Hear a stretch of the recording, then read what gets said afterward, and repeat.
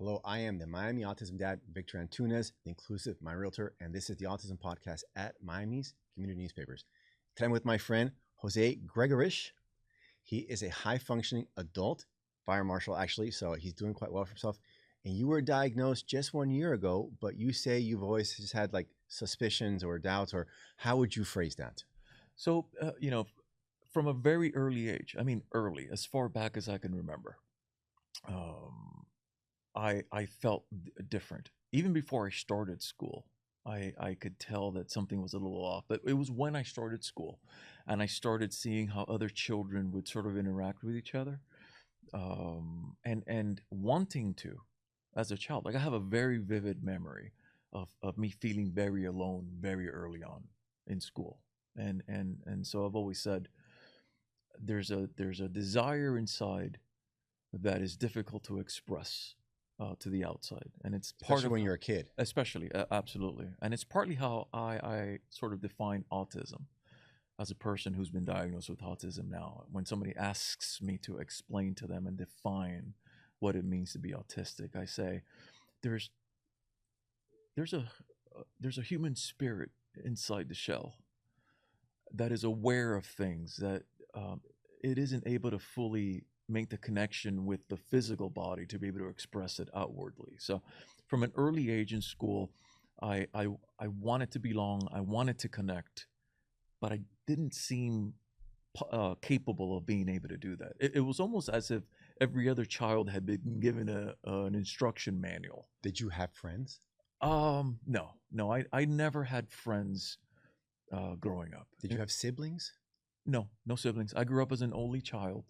Um, I wanted friends, and eventually I learned how to become or act friendly towards other individuals, and so I was able to function by copying, movies and things like that. I was able to function inside a classroom, inside the workplace as I grew up, etc., by mimicking some of the things, but it was almost like clocking in and clocking out of work.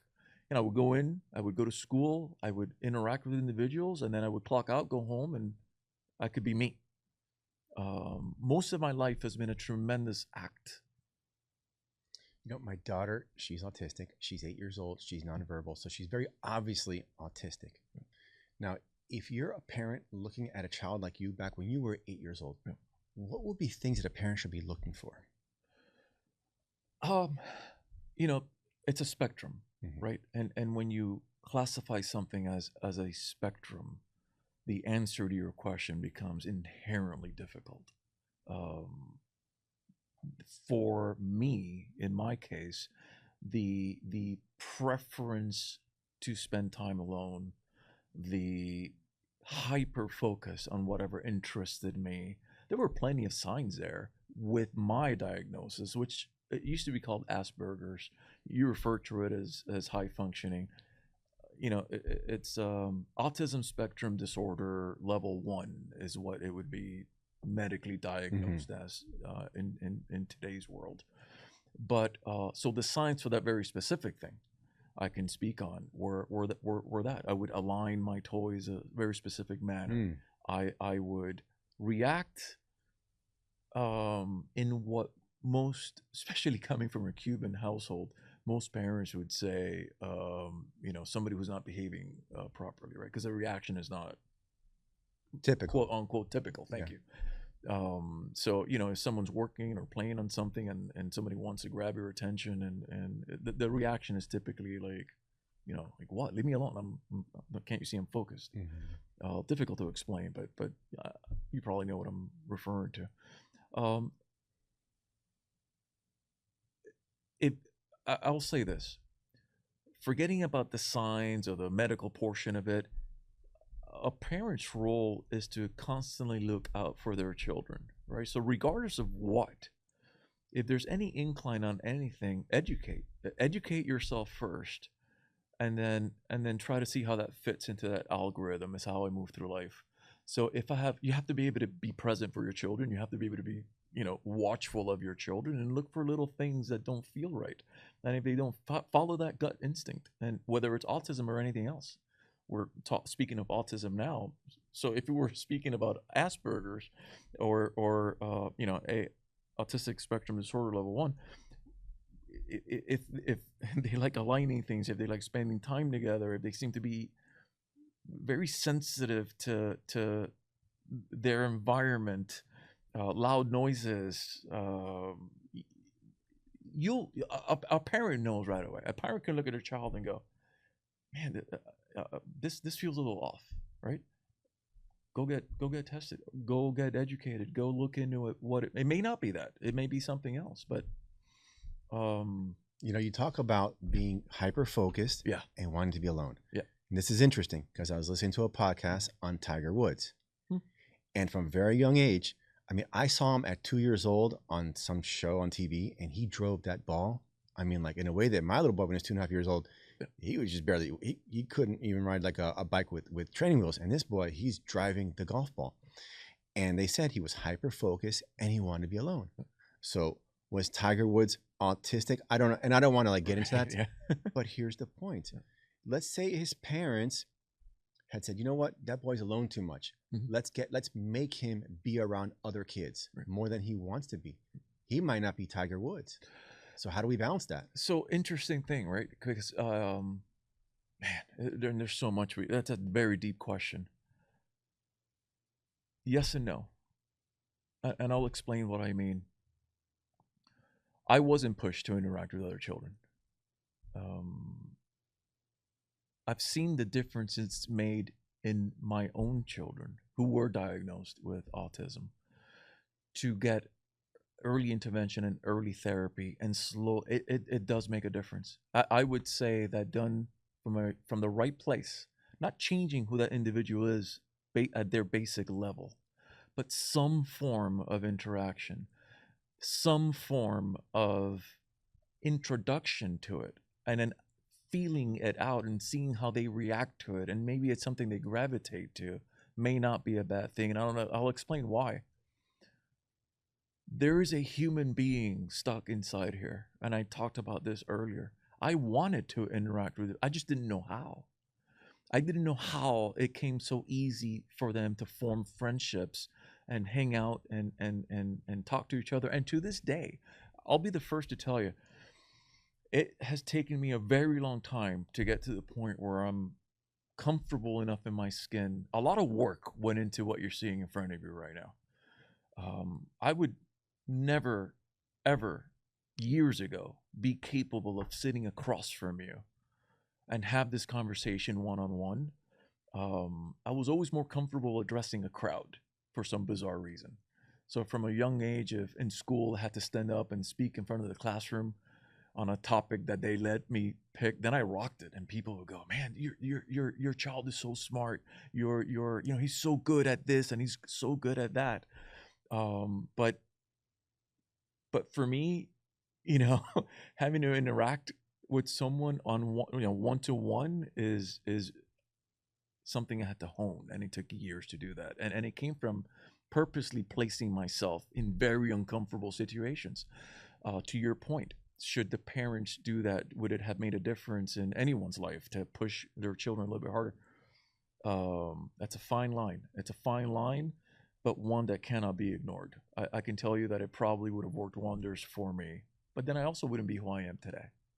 Who knows? That's a very difficult question to answer. It's very, very, very complicated. Yeah, no, a lot of moving parts. Yeah. Now, talking about signs, my daughter, she was born neurotypical, around 2.5. She had a regression, which is very common. And it was a big change in her behavior. Like the verbalization went away. She wanted to be by herself. So we got the diagnosis around 3. So how was it with your boys? So I have, like I said, I have 2 boys that are on the spectrum. One of them also has cerebral palsy. So each case was a little bit different, but there were early signs, and I relied more on to be honest, on my wife for this, right? I would have completely missed a lot of these signs. I have a non-biological son who so my wife sort of knew exactly what to look for, and she was very involved with her little brother. She was more connected to those signs than I would have ever been. But there were early signs. They really weren't flipping over when they were supposed to be flipping over, and being as cautious as she is, she got that sort of early. There's something's a little off. I want to have him tested with our first one, and then him tested with the second one. The process sort of took on a life of its own after that, with that diagnosis, as far as trying to figure out what was. I'm sorry, I lost track of your question. Could you repeat the question? Well, I told you that my daughter Yeah. had a regression, Yeah. still nonverbal. And Yeah. I just want to see like how it was the process. Like, were your kids, were they always, because my daughter was not autistic, Yeah. and she was Yeah. very neurotypical. Were your boys born autistic? Was it obvious from very young age? Yeah. Yes. So, yeah, it was. The first one more so than the second one, and autism for the first one is sort of the least of the worries. He's got a lot of other medical issues, but with the second one, he was not speaking when he was supposed to. He had delayed speech, which is something else that I ended up finding out that I had also when I was small. So did I. I didn't speak when I was supposed to speak, and now the way that my parents, my mother, shares her stories is oh, he'll eventually catch up. It wasn't a big deal. Like, it just wasn't. Look, the reality is autism has been around for a very long time. Forever. I've read the history of it. The numbers now are seem scary. We're just diagnosing it more and earlier, but this thing's been around forever, and so that was the story with our children. There were enough signs there early on that no, they were diagnosed, and it was pretty obvious that they most likely were. They didn't know exactly where on the spectrum they were yet, but that there were autism spectrum tendencies early on for them, which actually allowed me to sort of self-diagnose and then seek a formal diagnosis. Mm-hmm. Now, when you got that formal diagnosis, you said it was like trading what's wrong with me for this is who I am. Correct. Yeah, it was. Explain that for me. Absolute revelation. So, as I mentioned earlier, always knowing that I was different, but not knowing why, took up a lot of energy in my life. I spent a lot of time, depression. There's a lot of things that go on when you're trying to be something, and you can't quite figure out why, and then it defaults to there must be something wrong with me, but not even knowing what that wrong is, right? So when my last son was old enough, typically around 3, 4, 5 years old, when they can actually get that formal diagnosis, we were sitting in our neurologist's office. What do you mean the formal diagnosis at 4 or 5? So I got mine at 3, I think. Really? Yeah. Somewhere in between. I forget the exact Okay. age range, but it's not something that's diagnosed at birth. No, Yeah. typically not. Correct. Yeah. Correct. So that's what I mean. There were certain signs that something was a little off, and some of the same signs are, we know now are typically associated with autism spectrum, but you don't really get a formal diagnosis until some other benchmarks are reached. And so that's what happened. Right. Milestones, exactly. So when that time came, we went to the neurologist, and she's sitting there, lovely, incredible neurologist. We have been seeing her even with our first son, who's 21 now, almost 22. She went through what she does, and at the end of it, when she notified us formally, yes, your son's going to be autistic, she also started explaining some of the challenges that he would have, and this is happening in front of just my wife and I at this point. Well, she's going through what that diagnosis may mean later on in life for him. I started laughing out loud without thinking about it. So she's talking, and she's going, he's going to have trouble with this, he's going to have trouble with this, he's going to have trouble with that. And I start laughing. And I've learned to pick up on body language.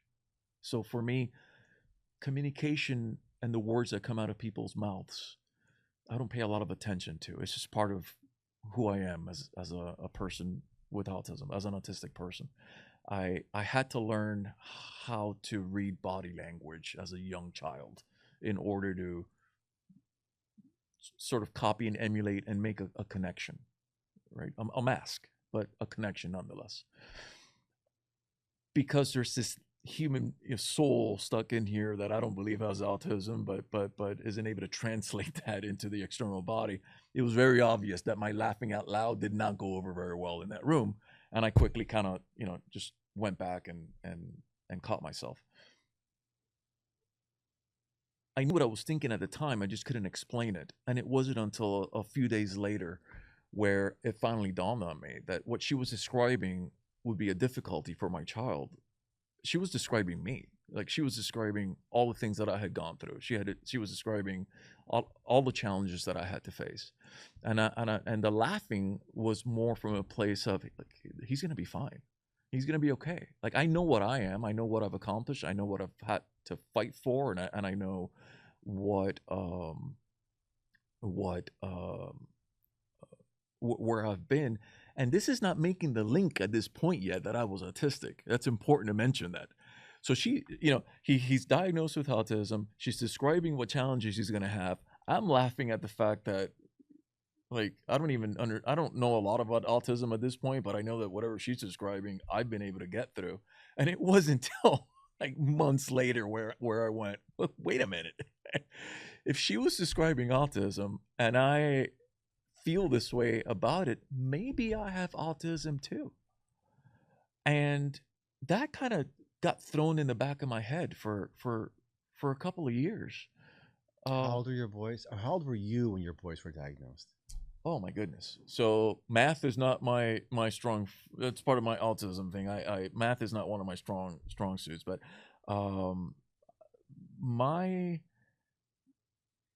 let's see. My youngest was born in 2008, and so if he was around 4 or 5, because he was so delayed early on that's essentially where those benchmarks were eventually met around the time that he was diagnosed. I'd have to go back and do the math to figure out how old I was. You would have been 33, I think. It feels like I would have been a little older than that, but I'd have to go back and do the actual math. Dates and numbers are something that I have to work extra hard on, and and visualize in order to. I know. See, this is what we were talking earlier, where you go, man. Well, people assume if you're autistic, you're great with math, but you know what? No, that's not at all. In the movies, Yeah, no, not only that, no, but there are some. Yes, but not all. Correct. And it's funny because I have a lot of individuals who don't believe that I have autism, and they go, man, I don't get it. You seem like you're so high functioning. And I'm like, we're really good at it's taken a lot of work. Well, not only that, but when you say it's a spectrum, that translates to what we're really good at too. And what I mean by that is I'm really good at this very tiny sliver of life, on the spectrum of life. That's not one of my things. I'm not ashamed to admit that. It is what it is. Okay. So your boys, how old are your boys? So I have 3 boys. My first, who was from my wife's first marriage, is 26, 27. And again, even though that thing, like, I could tell you the years they were born, I don't always keep up with how old they are. It's part of the autism thing as well. But 26, 27, I have my first, which would be our middle, that was born in 2003, 21, 22. And then our youngest, who was born in 2008, who is 17 going on 18 now. Somebody's going to have to check that math for me. So, 26, neurotypical, 22, 27, they're on the spectrum. Yeah. So you have been literally where they are. 1,000,000,000%. You were autistic. Yes, sir. And, you're older, so you've been at both those ages. Yes, sir. So how has that affected your parenting? Because, at one end of the spectrum, you want to take care of them as much as possible. Yeah. At the other end, you want to let them scrape their knees. Yes. But you don't want them to break their neck either. Correct. It's like, where do you draw like that balance, that line? So I've been extremely fortunate to have found a partner who helped fill a lot of those gaps. And it's important to understand, and it's difficult for me to speak about this, right? Because you want to be that for your children, but you're also struggling. I was also struggling with my own figuring life out. Looking back on it, I would have to say that because it's so difficult. I'm not an emotional guy, right? I'm not going to necessarily be. I would tell this to my wife all the time. Like I'm not the guy that's gonna bring you flowers or do the like. That's not who I am as a human being. I've never really had that conversation with my children, but I need to. I may not be the dad that's necessarily your typical dad. Like I've never encouraged the playing sports, the there's been a lot missing there and a lot that I struggle with. But I am the guy that's going to be there for you when it gets really rough, and I've proven that to them.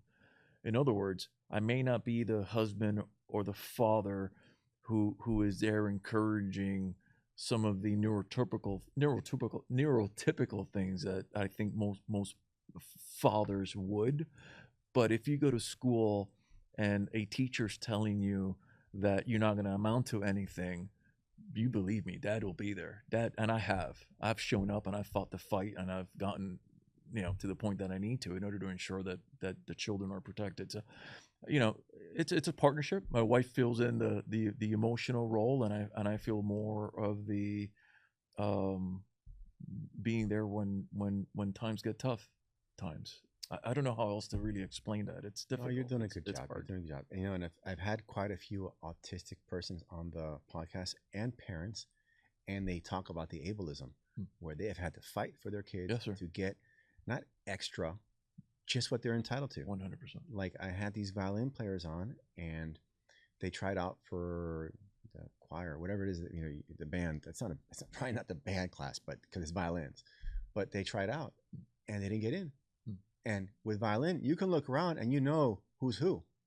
And they knew that within let's say the 10 kids that made it, they were in there, but they got excluded. And their mothers had to go to the administration and raise hell to get them not extra, just what they had earned. And they had earned being part of that 10 kids that made it. Now, I think about like, my daughter, obviously she's autistic. My boy is not autistic, but in the old days when Asperger's was still a diagnosis, he would have been diagnosed that, I think. So he's very social.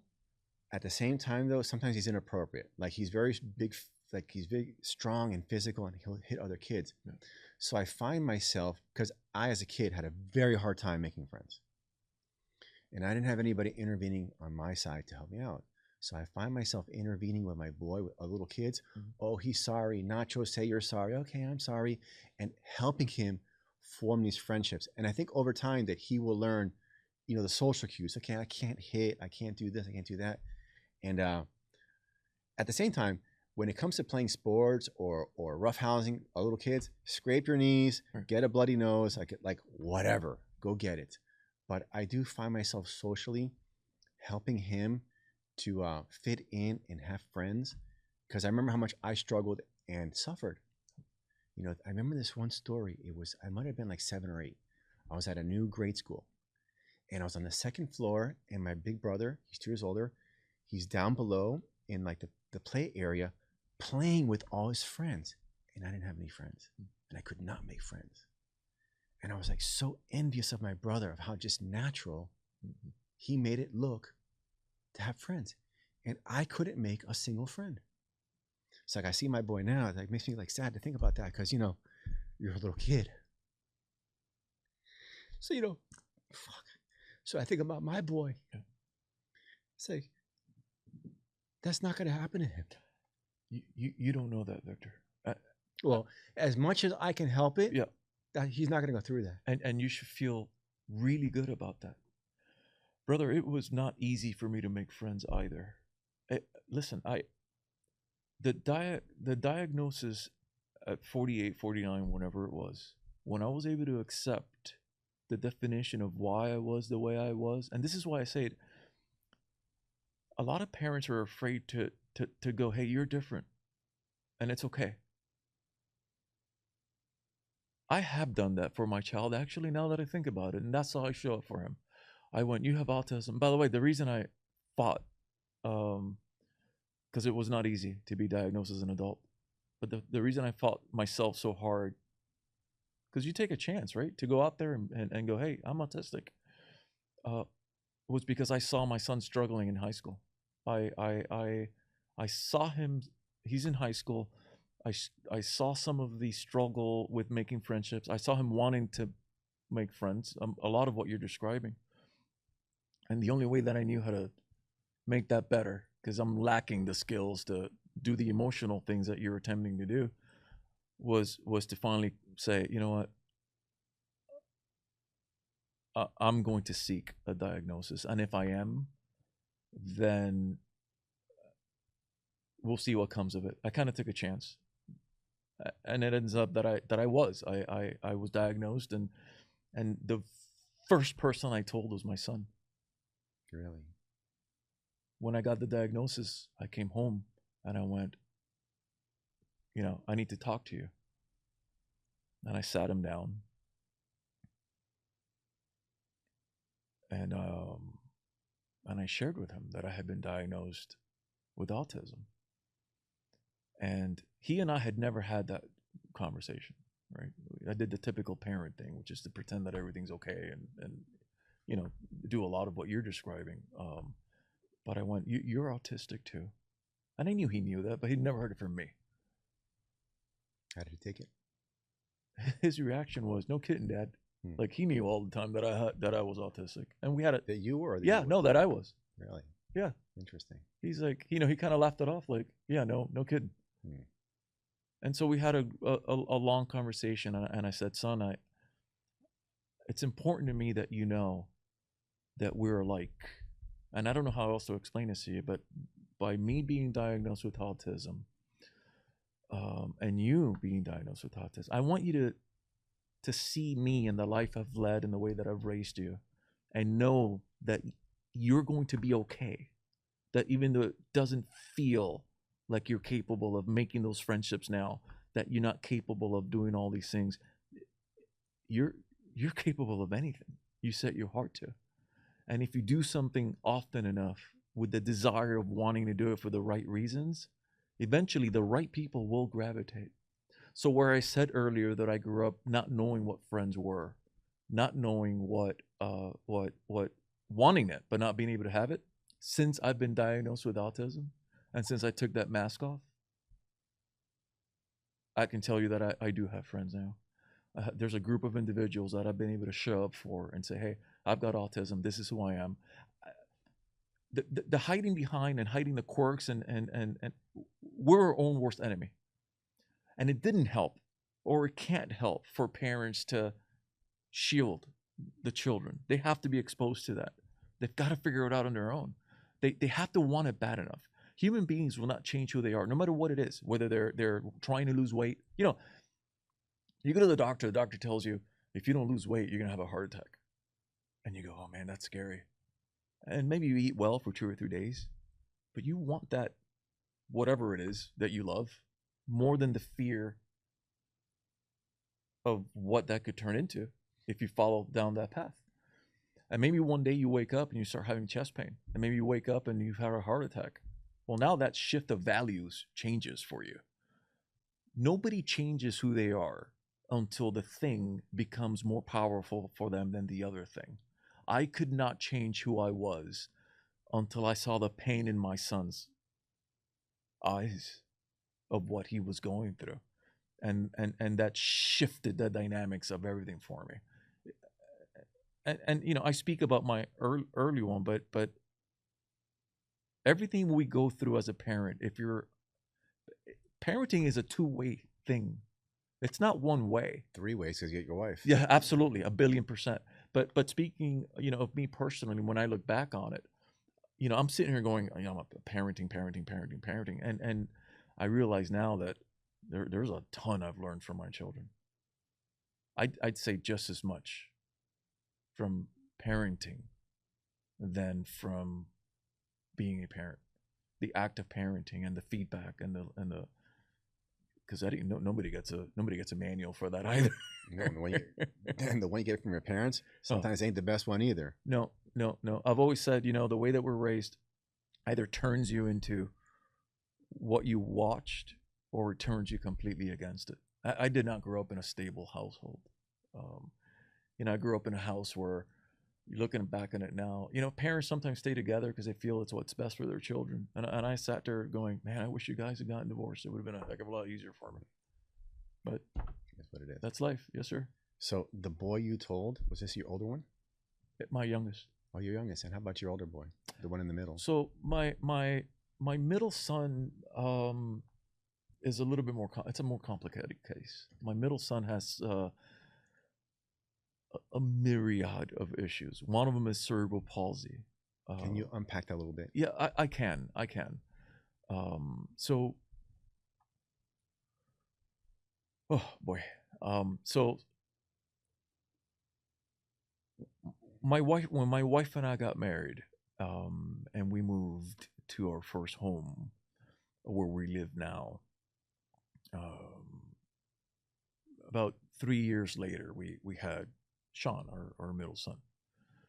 And like right from childbirth, there was something wrong. Like, I remember being in the room, and it was a natural childbirth. Where I remember them putting him on my wife's chest, and her going, "Something's wrong, something's wrong, something's wrong," and then the doctors kind of whisking him away.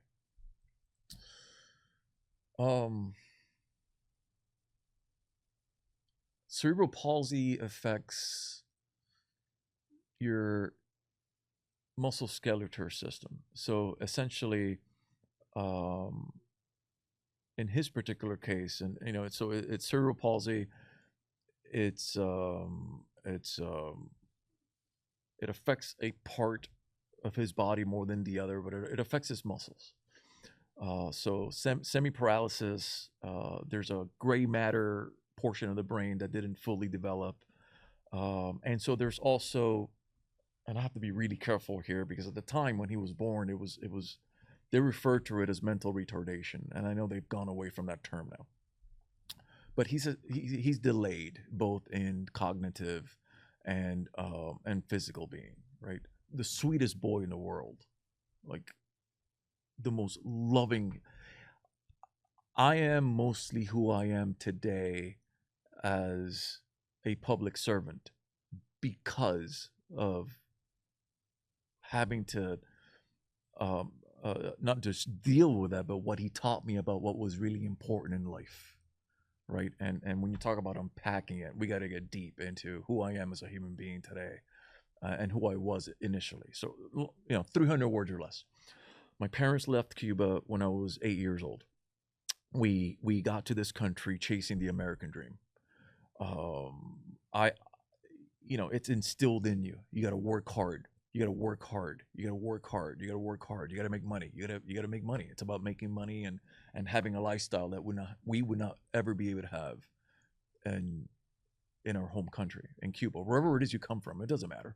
This is a land of opportunity. That's how you're raised. That's what you're told over and over. It's beaten into you. So I did. I fought hard against even the teachers who, because of not knowing at the time my autism, told me that would amount to nothing, that I had issues and all of that. I fought through all that, proved them wrong. I've had to prove people wrong my entire life. Got to adulthood and entered the workforce and fought and chased money. I was making a ton of money at one point in my life. A lot of money, enough to live a very good lifestyle. Both my wife and I she worked for a very prominent law firm. I worked in the private sector. My background is electronics engineering. That's really what my background is. When my son is born and he goes through all these issues, at one point, he's got a really, really bad epileptic attack. Epilepsy is one of the other things that he suffers from. So he went into what's called status epilepticus. It's essentially an epileptic attack that leads into another epileptic attack, and they're so close and so back to back that you're not breathing. Mm. So I had to pick up the phone. And dial 911 for the first time in my life as a young man. And these 6 people I'd never met showed up at my house, firefighter, paramedics, who, looking back on it now, I know helped save my son's life. They got him to definitive care at a hospital in Broward County. And so that starts to shift what that son did for my mindset, because chasing money, no amount of money in the world, once he was formally diagnosed, was going to cure what he had. There was no getting away from the card we had been dealt at that point. So my wife and I had to have some very difficult conversations. Something like that could absolutely wreck a marriage. You've got some, it will wreck you. I've seen it. It'll wreck a marriage. But we chose that. That was not an option. We were going to stick together and give this child the best life we could possibly give him. And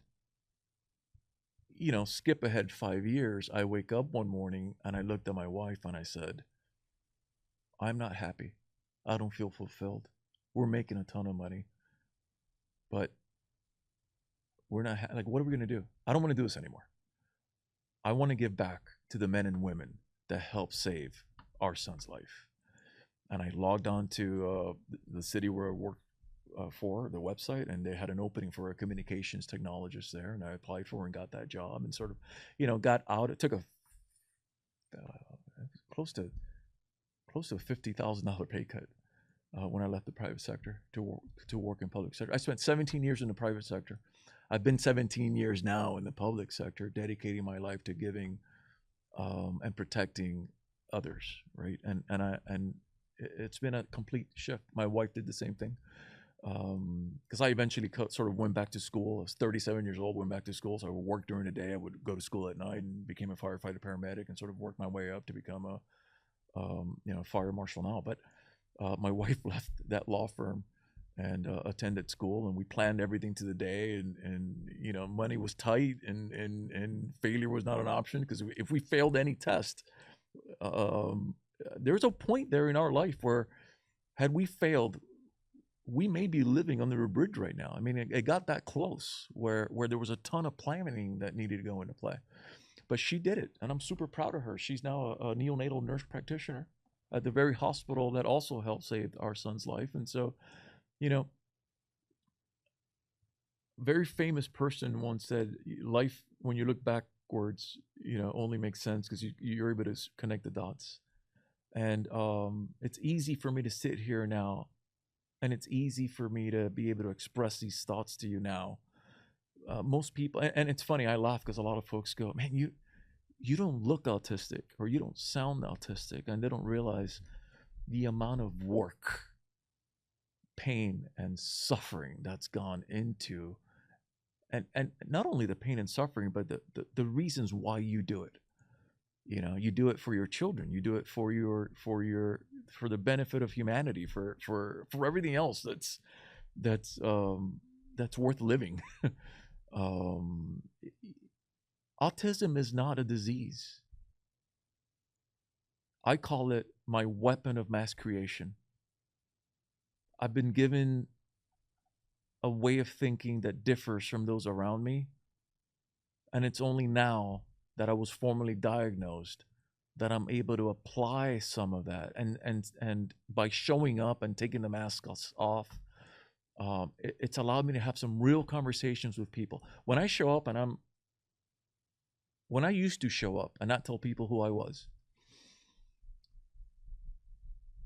but ultimately fail at trying to make those friendships because I am autistic. I have quirks. I have things that, if I'm working on something and somebody comes in and starts talking to me, my reaction is to go, what? It's not a good reaction. And I'm aware of it now. I've become aware of it. So now I tell those folks, hey, I'm autistic. If I'm working on something, grab my attention first. I've learned how to, but it's bad. So I've been blessed in not being diagnosed. Well, that's at least the way I see it. I've been blessed by not being diagnosed as a child and having to figure stuff out on my own. I can now reverse apply that to young people to say, I know exactly how you feel. I know exactly what you're thinking. I know that it's hard and it's tough, but look what's possible. If you take that chance, if you work on it, if you, and it's hard, believe me, but everything happens exactly when it needs to happen. And it's just now happening, recently happening for me. Now that I can have those conversations with these individuals, they know that, hey, this guy's not a jerk. He may act a little weird sometimes, but I see his heart. I see the moral compass. I see the driving force and the energy, and I'm willing to put up with it. And I'm not saying everybody's my friend, but I will say that when you're you, the people that show up and continue to show up, they'll gravitate to you. You just got to do your part, and it's hard. It's tough, but it's worth it. Okay, let's talk about the adult diagnosis. Yes. You said that this was a family affair. Yes, sir. That the psychologist talked to your parents, other people in your life. Tell me about this process. Yeah. So, and I have to thank, if I may, CARD was an integral part of finding. It's not easy to find a psychologist who is willing to work with an adult. It's very difficult, extremely difficult to be diagnosed as an adult. It's not easy. Is that a good thing or a bad thing? It's a bad thing. Really? Yeah, it's a terrible thing, because of the gift that I've been given by the diagnosis to be able to define who I am, and then be able to concentrate on how to navigate through the things that have been revealed by the typical things that autism is associated. But making that connection between the diagnosis and who I identify as has been life-changing for me, and I wish more adults had that opportunity. I don't think there's enough and don't quote me on this. I don't believe there are enough psychologists for the amount of adults that are actually on the autism spectrum to be diagnosed, or for the kids, because the waits are months and months and months. Absolutely. So imagine, right? And this is my autistic mind at work. You're gonna witness this firsthand. You have autism that's been around forever. There's a backlog of autism. What do you mean by a backlog? A backlog. So if you have a ton of adults who went through life not being diagnosed, I understand, and a bunch of children now who we're paying attention to and going, what is it? 1 out of 36 children, it's I believe. A lot. 1 in 22 was the last number I read. My from goodness. The CDC, and that's the CDC, okay. Which is legit. Okay. So imagine the number of adults that are diagnosed. Huge backlog. But if we're all, look, just a question here. If we're all autistic, what does it mean? Then it's normal. Let's say it's 50%. I mean, then it's normal. Right. So I love that you said that, right? It is normal. It's just it's a different type of individual. There's nothing abnormal about a non-neural. We got to figure out how to live with each other, right? And there's a place for all of us. It is normal, and I love that you came to that on your own, because it's what I've been saying and how I've been feeling, about it, looking back, and how I felt throughout my life. I'm different, but what's normal? Different and normal are two completely different ways of, and it's easy to get caught up and mix those. One thing has nothing to do with the other. Does that make sense? Like, we can all be different. Normal has nothing to do with it. We can definitely work together, especially if you find what we need to bridge is that gap on figuring out how to communicate with each other, neurotypical and non-neurotypical people. And even that, I mean, like we said, it's a spectrum, right? So for your for children in general who may not be on the same portion of the spectrum that I am at, there are a ton of other difficulties. But that could be said about anything. Individuals who aren't born with all limbs, who are Olympians.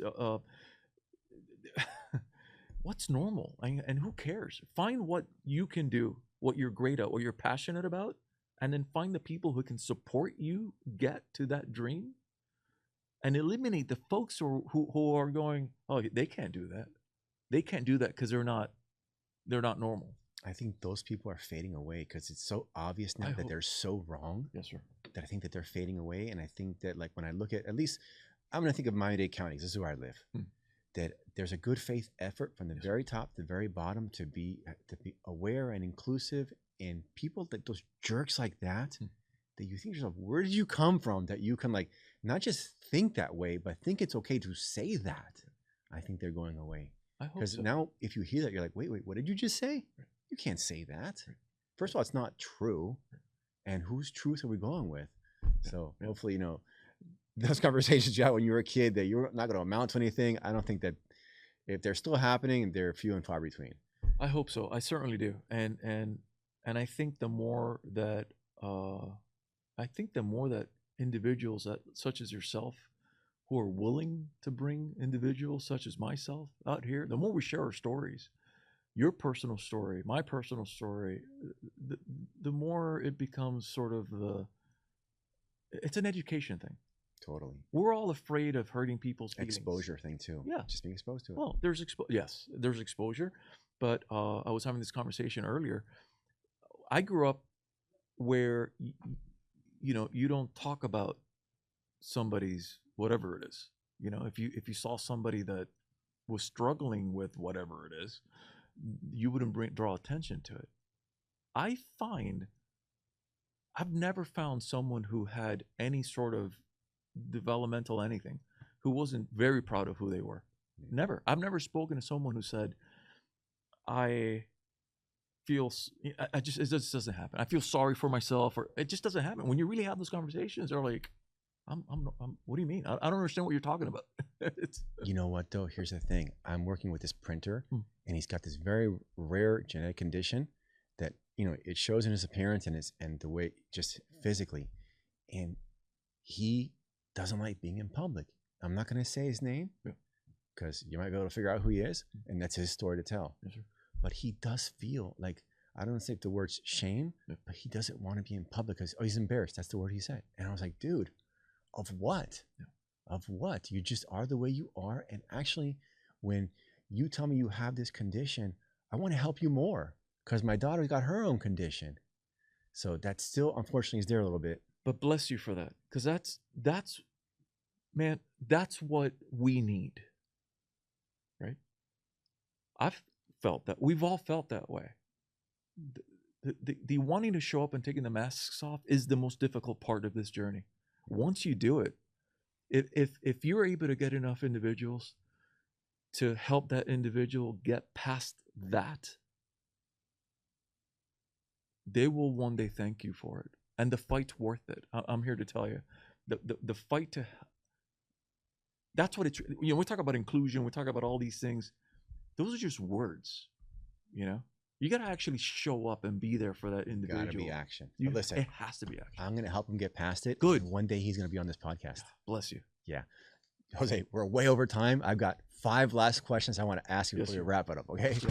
First question is, one myth about autism you wish would disappear forever? That it's a disease.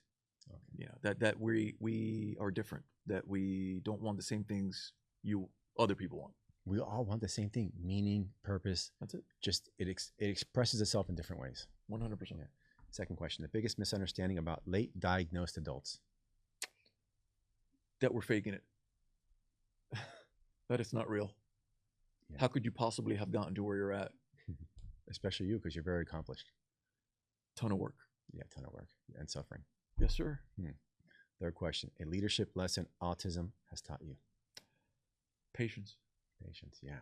That's a good one. A lot of patience. Because if you need it, you got to give it back. 100%. Absolutely. And not be willing to, don't ask someone to do something you're not willing to do yourself. That's whether you're autistic or otherwise. But that absolutely. A lot of the conversation is exactly what you just said. Yeah.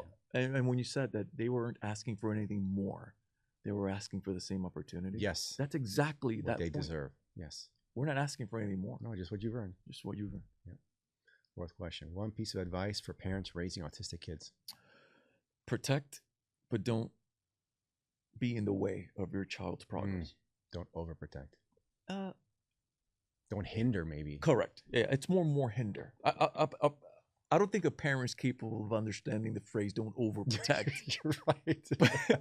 But I certainly hope that they're capable of understanding. You can get out of the way. Don't let your fear.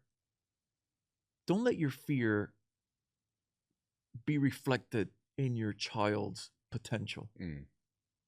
If your child sees fear and worry in you, that may derail them from believing in themselves. Absolutely. And that's a tough one. It's hard to do that. It's very difficult because it is a DNA thing to want to take care of our children. But there's a lot, and we can make a whole other podcast on this. Mm-hmm. Maybe we will. Last question, Jose. If you could put one message on a billboard on I-95, what would it say? Oh my goodness. We're a lot more alike than we are different. We are a lot more alike than we are different. Absolutely. Let's turn to the camera, Jose. This has been the Autism Podcast at Miami's Community Newspapers. Thank you for joining us, and we'll see you again next time.